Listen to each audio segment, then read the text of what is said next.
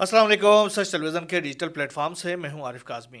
फ़लस्तीन और इसराइल के दरमियान कशीदगी में जिस हद तक कमी आ रही है, वहां पर यमन और इसराइल के दरमियान कशीदगी में बेहद इजाफा होता जा रहा है। इसके साथ ही इसराइल की जानिब से शाम के कुछ इलाकों में भी बड़ी अहम किस्म की कार्रवाइयाँ की गई हैं। वहाँ पर न सिर्फ इसराइल की जानिब से कार्रवाइयाँ की गई हैं, अमेरिका की जानिब से भी एक बड़ी कार्रवाई की गई। इसके हवाले से भी तफसीलात आपसे शेयर करेंगे। साथ में यूक्रेन और रूस के जंग के हवाले से भी बड़ी बड़ी अहम किस्म की तफसीलात हैं, और इसके साथ ही अमेरिका के लगी हुई आग के हवाले से अहम तरीन तफसीलात के साथ आपके खिदमत में हाजिर हुए हैं। लेकिन जो बड़ी खबर आ रही है वो यमन से आ रही है, जहाँ पर यमन के हौसी अंसारुल्लाह फोर्सेस की जानिब से एक बार फिर इसराइल के ऊपर एक बहुत बड़ी कार्रवाई की गई है। इस कार्रवाई के नतीजे में ख़ास तौर पर तलबीब में एक अहम हदफ को निशाना बनाया गया है ड्रोन्स के ज़रिए, और दूसरा जो उनका जो हदफ बना है वो एलाद की जो बंदरगाह है उसके करीब एक इलेक्ट्रिक पावर स्टेशन को तबाह कर दिया गया है, जो कि फ़लस्तीन 2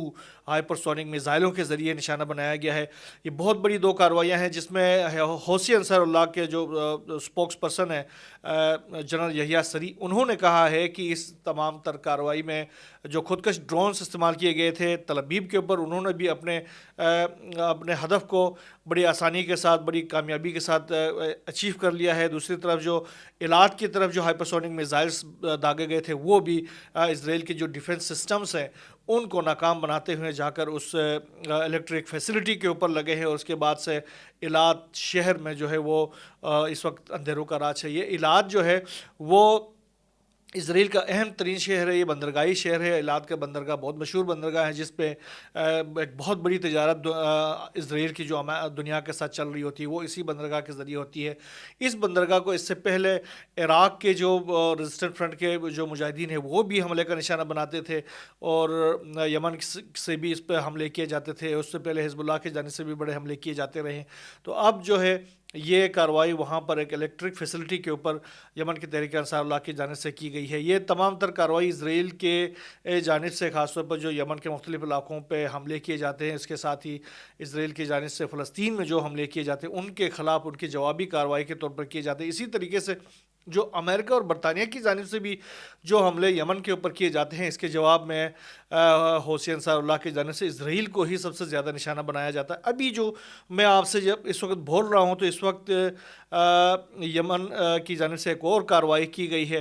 इसराइल की जो मीडिया है उसमें ये कहा जा रहा है कि एक बहुत बड़ी जो कार्रवाई हुई है इसराइल के ख़िलाफ़, और इसराइल के अहम तरीन शहरों में धमाके सुने गए हैं। ये कुछ इतलात वहाँ से आ रही हैं, लेकिन जनरल यहिया सरी ने अपने जो एक्स के प्लेटफॉर्म में सिर्फ इतना ही लिखा है कि कुछ देर में हम एक अहम तरीन पैगाम जारी करने वाले हैं। मुझे ये रहा है कि एक और बड़ी कार्रवाई इसराइल के ख़िलाफ़ यमन के अंसारुल्लाह फोर्सेस की जानिब से की गई है, जिसका अभी आने वाले घंटों के दौरान वो लोग बाकायदा इसका ऐलान करेंगे। ये तो है यमन और इसराइल के दरमियान कशीदगी के हवाले से। इसराइल की जानिब से फ़लस्तीन के ऊपर जो हमलों का सिलसिला है वो भी इसी तरीके से ही जारी है, उसमें कोई कमी नहीं हुई है। एक तरफ प्रिजनर्स डील और उसके नतीजे में जंग बंदी की बातें हो रही है। इसराइल के अंदर भी उनकी जो मीडिया है वो ज़्यादा से ज़्यादा इन खबरों को नशर कर रहा है कि जंग बंदी हो रही है जी, लेकिन दूसरी तरफ इसराइल की जो फोर्सेस है उनकी जानिब से फ़लस्तीन के जो मुख्तलिफ़ इलाकों के ऊपर जो हमलों का सिलसिला है वो भी इसी तरीके से जारी है। गुज़श्ता 24 घंटों के दौरान मज़ीद 63 से ज़ायद अफराद इसराइली हमलों में शहीद हो चुके हैं, जबकि 100 से ज़ायद ज़ख्मी हो चुके हैं। ख़वातीन और बच्चे, बूढ़े बुज़ुर्ग जो हैं वो इन हमलों का निशाना बनते हैं। जो अपने घरों से बेघर होकर आके मुख्तलिफ़ इलाकों में ठहरे हुए हैं वो निशाना बनते हैं। इसके साथ ही जो टेंट्स के अंदर बैठे हुए लोग हैं, जो सर्दी से ठिठुरते हुए जो लोग हैं, वो इनका निशाना बन के लुग़्मे अजल बन रहे होते हैं। इसराइल की जानिब से फ़लस्तीन के ऊपर जो कार्रवाइयाँ की गई हैं वो गैर मामूली कार्रवाइयाँ हैं, और ये तारीख़ की बदतरीन जो वायलेंस है वो फ़लस्तीन के ख़िलाफ़ इसराइल की जानिब से की गई है। हिरोशिमा और नागासाकी के ऊपर भी इतने बम नहीं बरसाए, इससे जो बम बरसाए गए थे उससे जो नुकसान इतना नहीं हुआ था जितना इसराइल की जानिब से फ़लस्तीन में जो कार्रवाइयाँ की गई हैं उसके नतीजे में नुकसान हुआ है। साथ में अल-कस्साम ब्रिगेड, अल-कुद्स ब्रिगेड और इस तरह फ़लस्तीन के जो रेजिस्टेंट फ्रंट के नौजवान हैं वो भी इसराइल के ख़िलाफ़ कार्रवाइयों का सिलसिला उन्होंने भी जारी रखा हुआ है। वो टिल द एंड उन्होंने अपनी कार्रवाइयों को जारी रखना है। गुज़श्ता 24 घंटों के दौरान जो कार्रवाइयाँ की गई उसमें मज़ीद 5 اسرائیلی فورسز جو ہیں وہ ہلاک ہو چکے ہیں. خاص طور پر بیت الحنون میں جو کارروائی کی گئی تھی اس میں نہال بریگیڈ سے تعلق رکھنے والے 5 ان کے جو فوجی تھے وہ ہلاک ہو چکے ہیں اور تقریباً 8 سے زائد جو ہیں وہ زخمی ہو چکے ہیں. ایک اچھی کارروائی ہے, بڑی کارروائی ہے, اور اسرائیل کی جو فورسز ہیں انہوں نے اس کا باقاعدہ اعتراف بھی کیا ہے. دوسری طرف جنگ بندی کے حوالے سے بھی جو معاملات ہیں وہ بھی اپنے حتمی مرحلے میں پہنچ چکے ہیں. خاص طور پر اسرائیل کی وزیر اعظم ہے بینجامن نیتن یاہو, انہوں نے بھی کہا ہے کہ وہ غزہ کی جنگ کا خاتمہ چاہتے ہیں, اور انہوں نے بلکہ یہ بھی کہا کہ غزہ میں یرغمالیوں کی رہائی کے لیے حماس کے ساتھ طویل مدتی جنگ بندی کے لیے تیار ہیں. یعنی اب کی بار جو ہے وہ بینجامن نیتن یاہو باقاعدہ تیار لگ رہے ہیں, لیکن اس کے 2 انتہا پسند وزیر ہیں, خاص طور پر ایتمار بن گوئر جو کہ قومی سلامتی کے وزیر ہیں, اور دوسرا سموٹرچ ہیں جو کہ ان کی وزیر خزانہ ہے. وہ دونوں جنگ بندی کے حوالے سے بالکل ہی ان کا ایک کلیئر موقف ہے کہ جنگ بندی کسی صورت نہیں ہونا چاہیے. وہ کہتے ہیں کہ ہم نے ان کو تباہ و برباد کرنا ہے, ان کے بچوں کو شہید کرنا ہے, ان کو پانی بند کرنا ہے, ان کو بجلی بند کر دینا ہے, ان کے لیے خوراک بند کر دینا ہے, تو وہ کسی صورت تیار نہیں ہے. گزشتہ ولاگ میں بھی میں نے کہا تھا کہ یہ دونوں وزراء جو ہیں اس تمام تر جنگ بندی کے پروسیس میں سب سے زیادہ روڑے اٹکا رہے ہوتے ہیں. اب بھی ایتمار بن گوئر کی جانب سے ایک پیغام سامنے آیا. انہوں نے عوام سے اپیل کی ہے کہ آئیے مل کر نیتن یاہو کو دھمکی دیں کہ اگر اس نے حماس کے ساتھ معاہدہ منظور کیا تو ہم حکومت چھوڑ دیں گے. آئیے مل کر ہزاروں فوجی جوانوں کا خون ضائع ہونے سے بچائیں. یہ کچھ ڈیولپمنٹس ہیں حماس اور اسرائیل کے درمیان جنگ بندی کے حوالے سے. دوسری طرف شام کے اندر جو صورتحال ہے وہ بھی قابو میں نہیں آ پا رہی ہے. وہ بڑے وہاں پر عجیب قسم کے مسئلے پیدا ہو رہے ہیں. خاص طور پر جو کرد علاقہ ہے وہاں پر جس طریقے سے ایس ڈی ایف کی جو فورسز ہیں اور ترکی کے جو فورسز ہیں ان کے درمیان جو کشیدگی ہے وہ جاری ہے. خاص طور پر ایس ڈی ایف کو امریکہ کی جانب سے بھرپور ان کو ملٹریلی اکوپڈ کیا جا رہا ہے, ان کو ہر قسم کے اسلحہ فراہم کیا جا رہا ہے, ڈرونز فراہم کیے جا رہے ہیں. ایسے ایسے اسلحے سے وہ ترک فورسز کے اوپر حملے کر رہے ہیں جس کا کوئی مطلب حیران ہو جاتے ہیں ترک فورسز جو کہ کیسے یہ میزائل آیا ہے, کیسے یہ ڈرون آیا ہے اور ان کو ہٹ کر کے چلا جاتا ہے, ان کو اتنا جانی نقصان ہوتا ہے. اب مسئلہ یہ ہو گیا کہ ترکی جو ہے وہ گرون جو کمبیٹ ہے اس سے زیادہ انہوں نے ایئر سٹرائکس کا سلسلہ شروع کیا ہوا ہے کرد فورسز کے اوپر. اس کے باوجود حسکہ کے جنوب میں ایک شہر ہے الشدادی, اس کے جو گیس فیلڈ ہے اس کے اوپر ابھی انہوں نے باقاعدہ کرد فورسز ہے انہوں نے قبضہ کرنے کا اعلان کیا ہے. یہ حسکہ جو ہے وہ امریکی فورسز کا گڑھ بھی ہے اور وہاں پر ان کا بیس بھی ہے. تو اس کے جنوب کی طرف جو کارروائیاں کی گئی ہیں کرد فورسز کی جانب سے, ایس ڈی ایف کی جانب سے, تو اس میں انہوں نے گیس فیلڈ کو قبضہ کر لیا. آئل فیلڈز پہلے ہی امریکہ کے ہاتھ میں ہیں. دوسری طرف امریکی اتحاد کی جانب سے بھی شام اور ترکی کے سرحد کے قریب ایک ڈرون حملہ کیا گیا. اب میں کئی دفعہ میں کہہ چکا ہوں کہ امریکہ جو ہے وہ اور ترکی جو ہے کسی بھی وقت آمنے سامنے آ سکتے ہیں. آج آپ کو میں بتا رہا ہوں کہ امریکہ کی جانب سے ترکی اور شام کے سرحد کے قریب ایک ڈرون حملہ کیا گیا ہے. اب یہ ڈرون حملہ کس کے اوپر ہو سکتا ہے؟ یہ ڈرون حملہ لامحالہ ان فورسز کے خلاف ہوئے ہیں جو ترکی کے لائل ہیں, کیونکہ ایس ڈی ایف تو امریکہ کے لائل فورسز ہیں. تو یہ جو حملہ ہے یہ خاص طور پر یہ جو کارروائی کی گئی ہے یہ علاقہ بنتا ہے سرمدہ, یہ سرحدی علاقہ ہے سرمدہ, اس علاقے میں یہ کارروائی کی گئی ہے. تو یہ کارروائی ایک طرح سے امریکہ کی جانب سے ترکی کے لیے ایک وارننگ ہے کہ بھائی بس بہت ہو گیا, اب میں اور آپ جنگ لڑیں, بس یہ پھر تیار ہی پکڑے.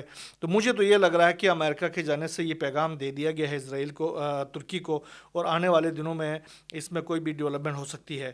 بہرحال اس کارروائی کے دوران ابھی تک جانی نقصان کے حوالے سے کوئی خاص اطلاعات سامنے نہیں آئی ہیں. چونکہ یہ ڈیولپنگ سٹوری ہے تو آنے والے گھنٹوں میں اس کی جانی نقصانات کے حوالے سے بھی معاملات سامنے آ جائیں گے. دوسری طرف اسرائیل جو ہے وہ جو اس کی جو مختلف علاقوں پہ قبضوں کا سلسلہ جو ہے شام میں وہ اسی طریقے سے جاری ہے. ایک بفر زون بنانے میں اپنے فوج کو وسعت دے رہی ہے بفر زون بنانے کے حوالے سے اسرائیل جو ہے, اور اس نے دمشق کے جو بین الاقوامی ہوائی اڈے سے تقریباً 20 کلومیٹر کے فاصلے پر بدآ کا جو علاقہ ہے اس میں کچھ پوائنٹس کو اپنے کنٹرول میں لے لیا ہے. اب یہ دیکھیں یہ اہم اسٹریٹجک جو لوکیشنز ہیں ان تمام کو اسرائیل جو ہے وہ آہستہ آہستہ اپنے قبضے میں لے رہا ہے۔ اب یہ جو بداخ کا علاقہ ہے اس کو بھی ایک طرح سے اسرائیل نے اپنے قبضے میں لے لیا۔ دوسری طرف بڑی سٹوری جو آ رہی ہے اسرائیل کے حوالے سے وہ یہ آ رہی ہے کہ اسرائیل نے جس طریقے سے کارروائی کی تھی شام کے اندر بشار الاسد کے چلے جانے کے بعد سے، جو مختلف قسم کی ایئر اسٹرائکس کیے گئے بشار الاسد کے جو ان کے جو اسلحے کے ڈپوز کے اوپر، ان کے جو بیسز کے اوپر، اب یہ اطلاعات سامنے آ رہی ہیں کہ تقریباً 3500 سے زائد 3500 سے زائد ٹینکس شام سے اٹھا کے لے گئے بھائی، وہ اٹھا کے اسرائیل پہنچا دیا ہے۔ اب اندازہ لگائیں، ہم تو یہ خوشی منا رہے تھے کہ اسرائیل جو ہے، اسرائیل کے مرکاوا ٹینکس جو ہیں وہ غزہ کے اندر اتنے سارے تباہ ہو گئے، لبنان میں اتنے سارے تباہ ہو گئے، لیکن انہوں نے کیا کیا، سارے جو ٹینکس شام والے تھے وہ اٹھا کے لے کے گئے۔ انہوں نے سمجھے کہ ایک طرح سے ایک ٹینک کے اوپر 2 ٹینکس اٹھا لیے، تو اس طرح اپنے ٹینکس کا جتنا نقصان غزہ اور لبنان میں ہوا تھا وہ ٹینکس کا اور سود سمیت انہوں نے شام سے وصول کر لیا، اور وہ جو شام کی جو نئی گورنمنٹ ہے وہ بیچاری وہ دیکھ رہی ہے، خاموشی سے تماشا بنی بیٹھی ہوئی ہے۔ تو یہ ایک ترکی کو ایک سمجھے کہ سود سمیت ٹینکس موصول ہو گئے، جو کہ مرکاوا ٹینکس وہاں پر تباہ ہو گئے تھے، یہاں سے انہوں نے اپنا نقصان سارا پورا کر لیا۔ یوکرین اور رشیا کے حوالے سے جو کشیدگی ہے وہ اس میں بڑی ڈیولپمنٹس آج سامنے آئی ہیں، خاص طور پر یوکرین کی جانب سے بریانسک کے علاقے سے ڈیپ انسائڈ رشیا کے اندر ایک بہت بڑی کارروائی کی گئی ہے، اور یہ کارروائی تاتارستان میں کی گئی ہے۔ تاتارستان کے اندر یہ جو کارروائی کی گئی ہے، اس میں جو ویژول سامنے آ رہے ہیں اس میں بڑے پیمانے پر مختلف ان کے جو لوکیشنز ہیں ان میں آگ لگی ہوئی نظر آ رہا ہے۔ یہ اندازہ لگائیں کہ اسرائیل یوکرین کی جانب سے اب بھی ایک اسی طریقے کی کارروائیاں اسرائیل رشیا کے خلاف کی جا رہی ہیں، خاص طور پر پھر رشیا کی جانب سے بھی ایک جوابی کارروائی کی گئی ہے۔ یہ ڈیولپنگ سٹوری ہے، ابھی تازہ آئی ہے، اس کی تفصیلات آنا باقی ہے۔ رشیا کے جو ویب سائٹس ہیں ان کی جانب سے، نیوز کی جو ویب سائٹس ہیں اس میں یہ کہا گیا ہے کہ رشیا کی جانب سے ایک بہت بڑی کارروائی یوکرین کے مختلف علاقوں میں کی گئی ہے۔ بہرحال اس کی تفصیلات جو بھی سامنے آتے رہیں گے انشاءاللہ آپ سے شیئر کریں گے، لیکن جو بہت بڑی آگ لگی ہوئی ہے لاس اینجلس میں، اس کی شدت میں کسی طور کمی نہیں آئی ابھی تک۔ اب یہ ہے کہ جو سمندری ہوائیں ہیں ان کی شدت میں بھی مزید اضافہ ہو گیا، جس کے نتیجے میں طوفانی جو بگولے بننا شروع ہو گئے ہیں وہ اس آگ کو مزید بھڑکا رہے ہیں اور مختلف علاقوں کی طرف اس آگ کو دھکیلتے جا رہے ہیں، جس کے نتیجے میں تباہی مزید پھیلتی جا رہی ہے۔ خاص طور پر جو پیسفک پیلیسیڈس کا جو علاقہ تھا وہ تو بہت زیادہ تباہ ہو گیا تھا، مالیبو کا علاقہ بہت تباہ ہو گیا، مالیبو تو انتہائی جدید اور پوش شہر تھا، تباہ و برباد ہو گیا۔ اس کے ساتھ ہی بریڈن ووڈ کا جو علاقہ وہ بھی پوش ترین علاقوں میں سے تھا، کیملا ہیرس جیسے جو عالمی رہنما ہیں ان کا گھر وہاں پر موجود تھا وہ بھی تباہ ہو گیا۔ اب جو ہے یہ اطلاعات آ رہی ہیں کہ لاس اینجلس میں سعودی ولی عہد محمد بن سلمان کا بہت بڑا محل تھا وہ بھی خاکستر ہو گیا ہے۔ یہ جو محل تھا وہ $38 ملین سے خریدا گیا تھا، اور اس میں تقریباً 20 کلو سونا بھی استعمال ہوا تھا۔ یہ محل اب راکھ کا ڈھیر بن گیا ہوا ہے۔ اس کے ساتھ جو امریکی گورنمنٹ ہے انہوں نے جو بائیڈن نے ایک تو یہ کہا کہ لاس اینجلس کی بحالی پر $10 ارب لاگت آئے گی، ایک طرف یہ کہہ رہا ہے، اور دوسری طرف انہوں نے جلے ہوئے گھر ہیں، جلے ہوئے جائیدادیں ہیں، ان کی کیا قیمت لگائی، انہوں نے $770 لگا دی ہے ٹوٹل۔ ہر اس نقصان کا $770، کسی نے $1 ارب لگا کے اپنا گھر بنایا ہے، کسی نے $70 لاکھ لگا کے اپنا گھر بنایا ہے، اور بائیڈن صاحب جو ان کو دے رہے ہیں وہ 70 لاکھ کے گھر کا ان کو دے رہے ہیں جی $770 میں۔ یہ اب صورتحال آ گئی امریکی جو دنیا کی معیشت کی بھی سپر پاور ہے، ایک اقتصادی سپر پاور کے ساتھ ساتھ وہ فوجی سپر پاور بھی ہونے کا دعویٰ کر رہی ہے، اور اپنے جو نقصانات ہیں، اپنے اتنے اہم ترین شہر تباہ و برباد ہو گئے اور ان کے شہریوں کو کتنے ڈالر دے رہی ہے، $770 دے رہی ہے۔ یہ صورتحال ہے، اور آگ کی شدت جو ہے وہ مزید اس میں اضافہ ہوتا جا رہا ہے۔ آنے والے دنوں میں جو اس کی آگ کی شدت کو اگر ہواؤں کا سلسلہ اگر تھوڑا سا رک گیا تو کسی حد تک کمی آ سکتی ہے، ورنہ یہ آگ مزید پھیلتی جائے گی۔ دوسری طرف جو چوری ڈکیتی کا جو سلسلہ ہے وہ بہت بڑھ گیا ہے۔ جو لوگ ہیں اب وہ کیا کر رہے ہیں، وہ آ رہے ہیں جی، فائر بریگیڈ کے جو اہلکار ہیں ان کی شکل میں آ رہے ہیں، یہ چور اچکے ڈاکو جو ہیں وہ آ رہے ہیں اور وہ وہاں سے جو گھروں کے اندر داخل ہو رہے ہیں، جنہوں نے ایواکویٹ کیا ہوا ہے ان کے گھروں سے قیمتی سامان لے کے رفو چکر ہو رہے ہیں، وہ آگ بجھانے کے لیے نہیں آ رہے ہیں، وہ آگ مزید لگانے کے لیے آتے ہیں اور لوگوں کے گھروں کو سے قیمتی سامان چوری کر کے لے کے جاتے ہیں۔ اس کے وجہ سے اب امریکی گورنمنٹ نے باقاعدہ اس علاقے میں کرفیو نافذ کر دی ہے۔ ان کی جو اسٹیٹ گارڈز ہیں، وہ نیشنل گارڈز ہیں، وہ ان کی بہت بڑی تعداد وہاں پر پھیل گئی ہے پورے علاقے میں، اور کسی کو بھی ان کے جو پولیس ڈپارٹمنٹ ہے، ان کے جو ریسکیو ڈپارٹمنٹس ہیں، ان کے جو فائر بریگیڈ کے ڈپارٹمنٹس ہیں، وہ مشترکہ طور پر ڈیلی بنیادوں پر وہ پریس کانفرنس کر رہے ہوتے ہیں اور وہ کہہ رہے ہوتے ہیں کہ ہم نے اتنے بندوں کو اس جگہ سے گرفتار کیا، اتنے بندوں کو اس جگہ سے گرفتار کیا، اس کو یہ کرتے ہوئے گرفتار کر لیا، اور پھر وہ کہتے ہیں کہ خدا کے لیے آپ لوگ ادھر نہ آئیں، آپ لوگوں کا اس علاقے سے تعلق ہے نہیں ہے تو پھر آپ نہ آئیں، اگر آئیں گے تو ہم آپ کو گرفتار کر لیں گے۔ اور وہ لوگ ہیں وہ پھر بھی آئے جا رہے ہیں اور ڈیلی ان کو پریس کانفرنس کر کے بتانا پڑتا ہے کہ ہم نے اتنے سارے گرفتار کر لیے۔ یہاں بس اتنا ہی، اللہ حافظ۔